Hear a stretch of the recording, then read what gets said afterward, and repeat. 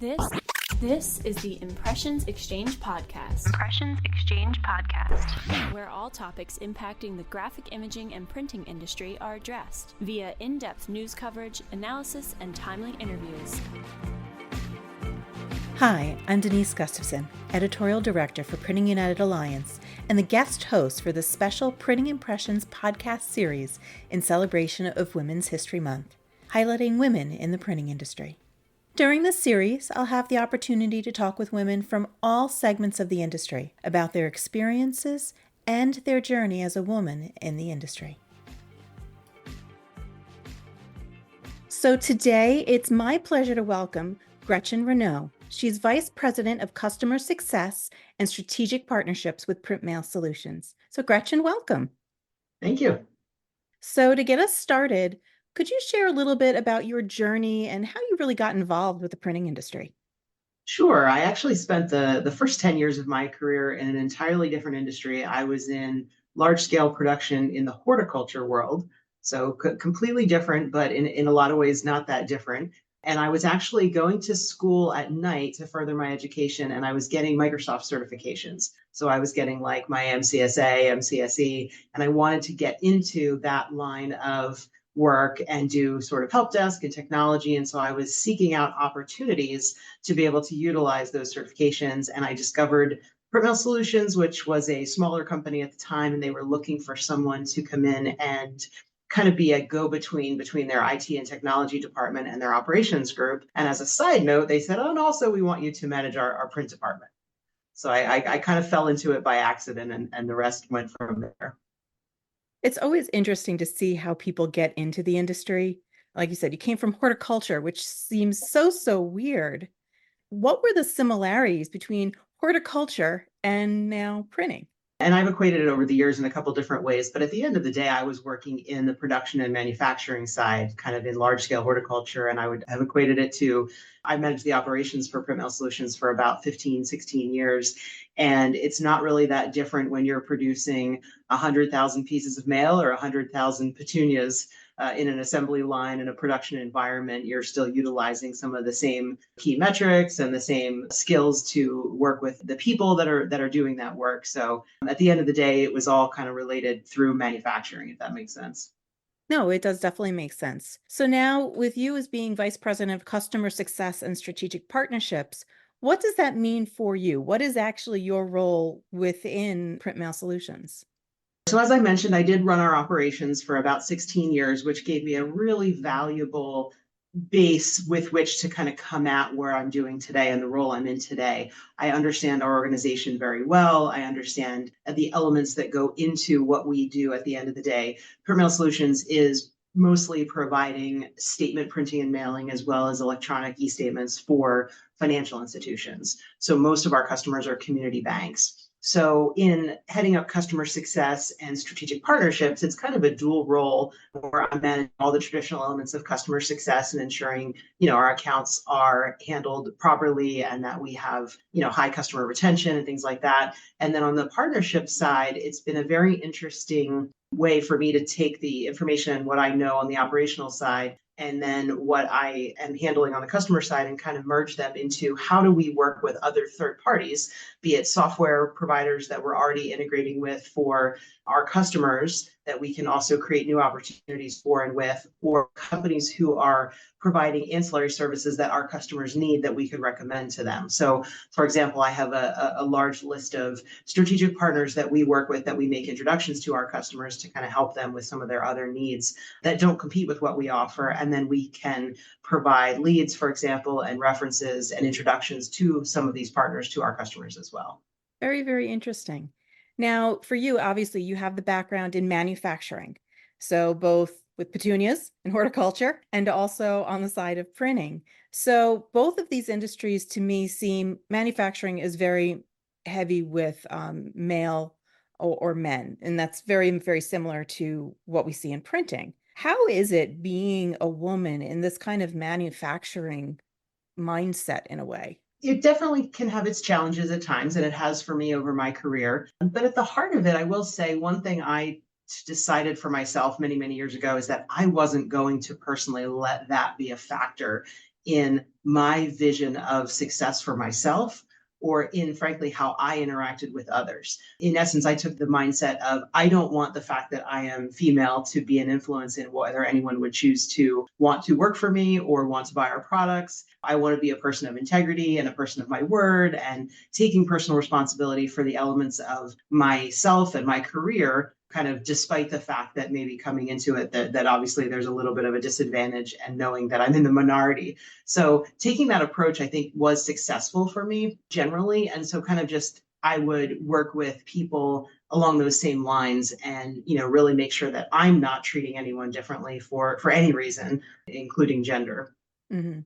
So how do you empower yourself and other women in the industry? I think what that comes down to for me, and everyone views this differently, but is what I said a second ago, is for me, personal responsibility is such a key element that I think is missing in a lot of people's mindset about their life and their careers. But also one of the most important is that at the end of the day, things are going to happen to us, things are going to happen around us within our careers, within our industries, but it's always how are we going to respond to that? So this happened, now what?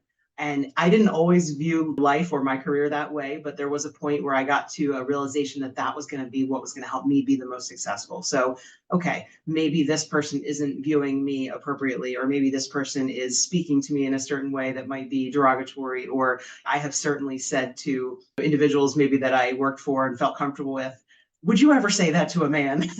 I've felt free to have those conversations, but it really all has to start with a place of how I view it and that ultimately I'm responsible at the end of the day because I can't change anyone else. I can't change mindsets, I can't change stereotypes, but obviously I can change myself, I can change how I react to those things.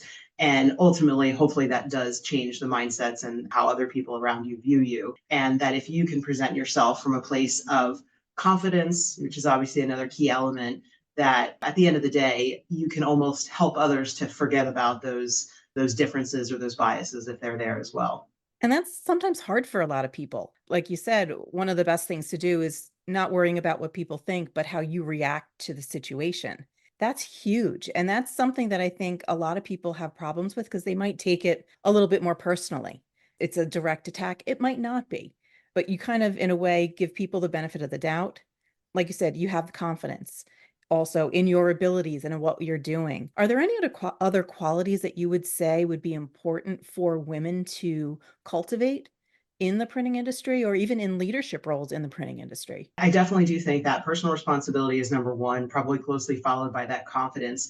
The third element, I think, is really the educational piece of it. And that can come from a lot of different areas. There's obviously formal education, but at the end of the day, when you are able to be fully knowledgeable in whatever you're approaching, you're going to have that confidence. And so it's kind of like taking the personal responsibility to educate yourself in the area that you're working in. And a lot of times that means going outside of what's offered to you. And that's kind of where the personal responsibility comes in. I'll look at my career and I can see many, many times where I was given opportunities, and I would phrase it that way, that I was given opportunities to do more. But in most cases, I had to ask for those opportunities before I was given them. And so that's the other piece of it, I think, is getting as much information as you can, learning as much as you can. And a lot of that will come from places you may not traditionally think of, but talking to your vendors. I always encourage people to have really robust relationships with vendors. And a lot of times, let's say you're in the printing industry or you're maybe working in an operational role, whatever that looks like, you're going to have constantly have vendors looking to sell you something. So at the end of the day, you're not going to buy everything from all of them. Obviously, there's only so many pieces of equipment you're going to purchase and pieces of software you're going to implement. And also so But much money that you have. So, correct. Absolutely. But what can you learn from them? And most good sales reps are going to be willing to educate you. And some of the best resources that I've developed over the years were sales reps who to this day I've never bought anything from, but they were willing to be an educational resource for me, help me learn more about something, help me learn more about best practice of how other people have handled something. And if the opportunity ever arises, of course, I would purchase their product or their services. But it's also being willing to kind of be the person within your organization who will talk to everyone and get their questions answered. Don't be afraid to go outside of your department. I've used the expression with employees before, dress for the job you want, not the job you have. But that really relates to your knowledge level and where you are, that you should always kind of be two steps ahead of your current role if you're looking to grow. And I think one thing you said is very important is not being afraid of asking those questions, to acknowledge that you don't know everything and to reach out to places where you can build your knowledge and build your knowledge base so that way you can take those next steps in your career. Absolutely. So, in terms of leadership, obviously you've been in multiple leadership roles. Why is it important, at least for you or for women in the industry, to have women in those roles? I think it's important just so that it brings that diversity that we all recognize is important. But obviously, women do view the world through a slightly different lens of brain composition, if you will, and the ability to maybe apply empathy and emotion and emotional intelligence to situations in different ways. Obviously, every person is unique and different, and men and women, obviously, some are more naturally gifted in those areas. But I think it's important to have that balance and to just have that diversity amongst the types of people that you have in leadership roles so that you can be seeing everything from all those perspectives. And that's kind of how I always try to approach it too, is what perspective am I missing? Maybe it's not gender in some cases, but maybe it's just more the circumstances where someone's coming at their life from. And I always try to, in a leadership role, understand those different elements of where people are approaching life from. And as I've worked with many different managers over the years and coaching them through all the different employee challenges that can arise, of course, over time, it's always important to try to see the situation through that lens of empathy. And this person could be going through something you don't even know about. And even if they're not, just recognizing that not everyone sees the world the same. And so I think it's just important for us to, as a culture, but also as an industry that is very traditionally heavy on the male side of things, that we just keep pushing for that level of diversity so that we can have all the different perspectives and make sure that we're looking at not only our employees, but frankly, our customers from the right lens and making sure that it's kind of as inclusive as possible. And you mentioned something about, helping managers learn how to work with people and to really view people differently. Have you had the opportunity to mentor men and women in your position through the I, industry? I have, yes. I have had numerous different individuals that have either worked directly for me, and anyone who works for me directly, I've always taken that as an opportunity that that's a person I can mentor. Hmm. Just because they report to me, I don't necessarily view it as just an opportunity for standard reporting functionality, but a mentorship. I definitely have always viewed that way. And then a few individuals that I have had the opportunity to more formally coach and mentor who did not report to me. But yes, I have done that both from a male and female perspective, and it is very interesting, and there's differences. And honestly, I learned so much through those scenarios, because when you're really working with someone and you're coaching them and mentoring them, one of the most important things obviously is to kind of shut up and listen and to understand how they see the world and where they're coming from. And so I've learned a tremendous amount from working with a very diverse group of people and recognizing that just because something comes naturally to me doesn't necessarily mean the same for other people. And frankly, trying to help someone else see where their strengths are can also kind of help you see that, oh yeah, everyone is going to have a strength that often complements the weaknesses. And so being able to help someone else identify their strengths is really critical. But yeah, it's been a great experience to be able to do that across all different types of people. It's certainly good. I know some people just don't have the opportunity, but it's good when you do, and you really can make full use of it. And like you said, you learn so much, even being the one that's technically supposed to be the teacher or the mentor and not the mentee. But yeah, it's so much, it's so interesting to see how that really can blossom and grow the relationships and the knowledge and just on both sides of the coin. Absolutely. So, a little bit about community and networking. How important would you say is networking and community involvement for your professional career?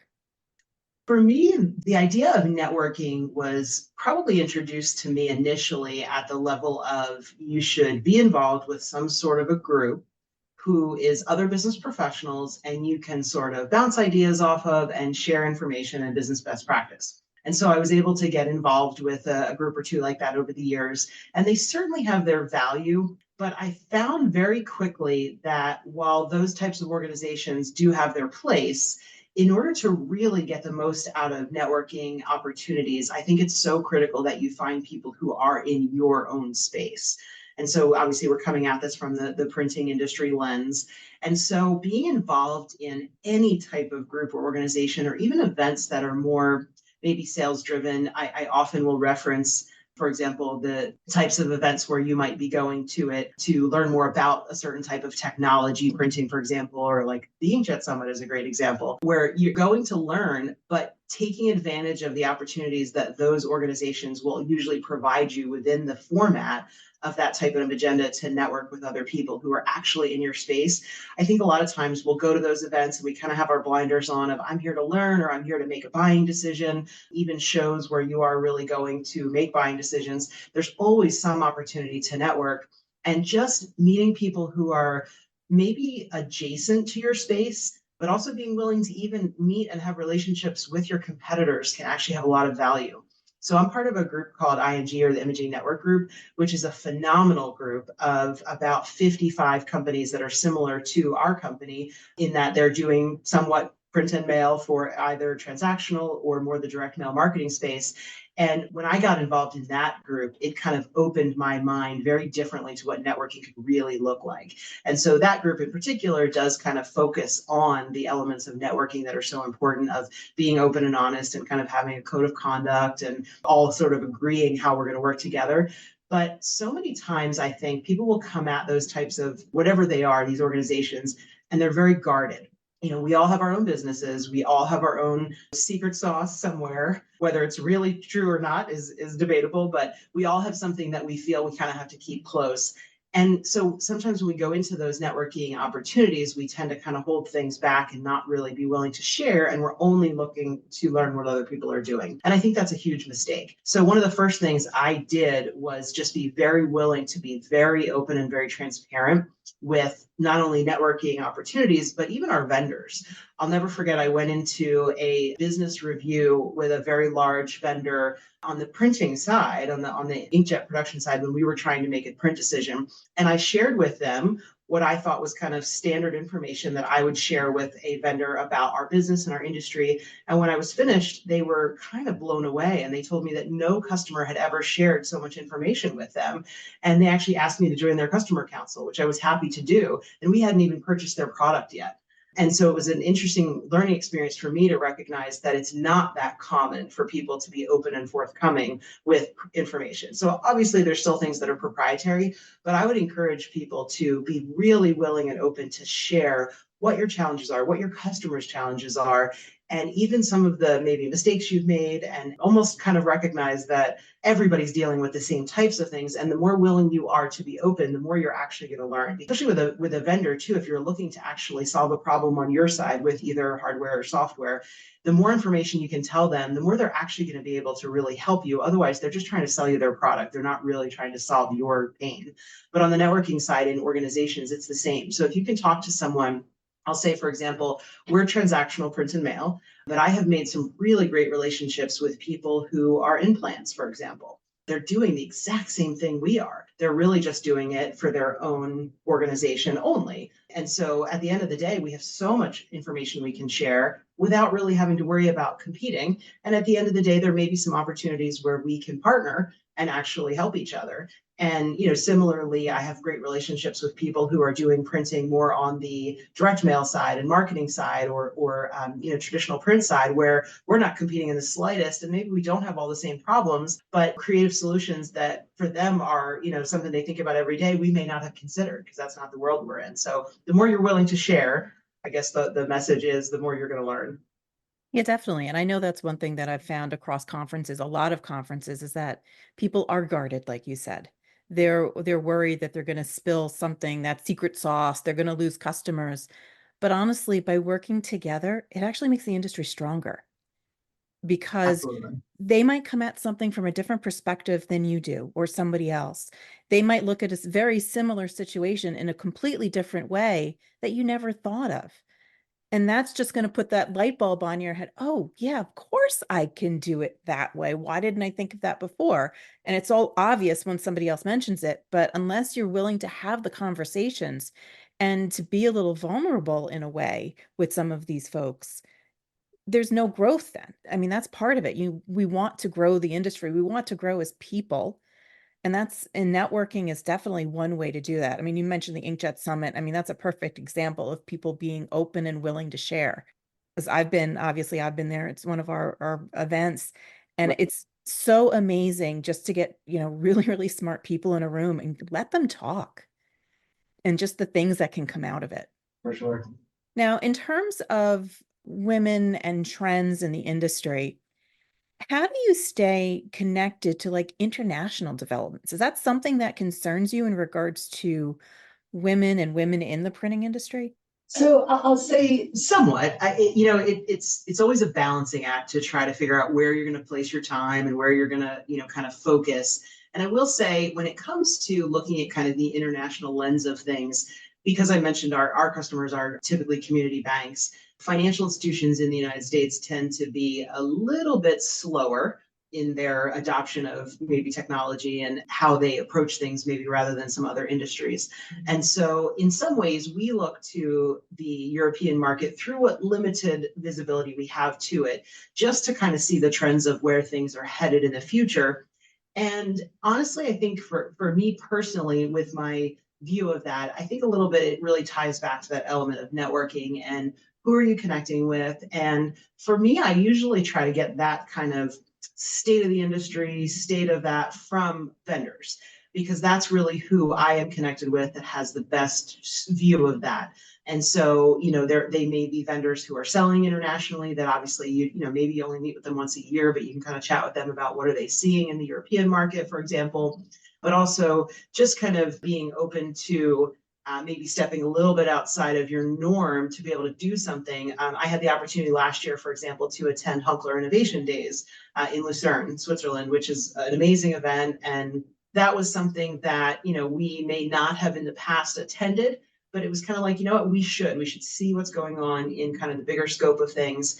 And to go to an event like that, and obviously you can walk around and see the ratio of men to women in the industry. And obviously it's very heavily weighted on the male side, but at the same time, it's another opportunity to meet people and to network with those people that are outside of, kind of your normal sphere, and to actually generate, relationships with, for me, for example, with other women, whether they be, someone who's working, like I said, with a vendor, or, potentially even, you never know, you may meet prospects and customer opportunities in those kind of events. So I think it's just kind of about making sure you have some view of that for yourself and wherever that's appropriate for your business. But again, it's balancing that with kind of the day to day and what do your customers need and where do you need to go to find that. So now, kind of taking a step and looking a little bit into the future, I'm going to ask you to pull out your crystal ball. I know you have one in your office somewhere. What initiatives, in your opinion, do you think we need to help enhance workforce diversity in the printing industry to get more diverse voices to be represented?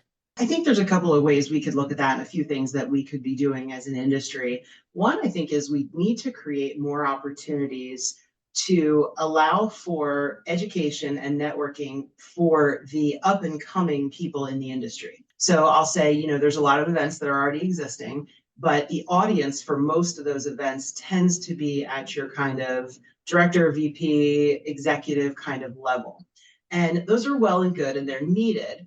But as an industry, we don't really have a lot of types of opportunities or events that are more focused on your individuals who are growing in their career and are looking to continue to advance into those levels and be more involved in the industry. And so I think if we had more opportunities like that, I know, for example, I can look at, I have looked in the past for things that I can send my supervisors and middle managers to. And there's not a whole lot out there, it's you go to the bigger shows maybe, and then you can go to the booths and talk to everyone, but that's not really the same as some of those more focused events.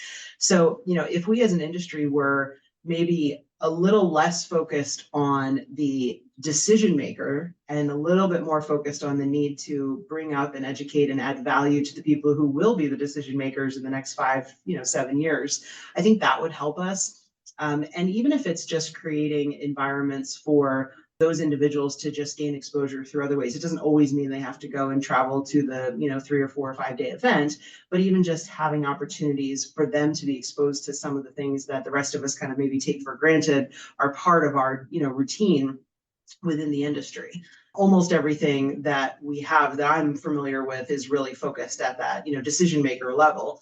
And so if we could add some things that would allow for organizations to be able to bring the people that are already in there into higher levels. I've always been impressed with companies when I see other companies promoting internally, and really, a lot of that work does have to happen at the individual company level, but maybe it would even be taking some of the organizations that we have, or some of the venues.